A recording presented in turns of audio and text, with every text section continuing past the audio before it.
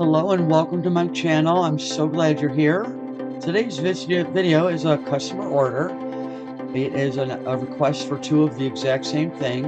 However, I'm just going to show you cutting of the one pattern on the video today. It turned out really beautiful. It was a nice quick cut, very clean. I do believe I was using 1/2 inch oak.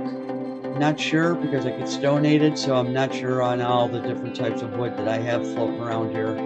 However, it was a great cut. I was really happy with it. And a little bit later in the video, you're going to see the Artilume Laser Engraver, which was the main reason I bought that machine, was to be able to put my signature on pieces like this where my other standard go-to signatures won't fit.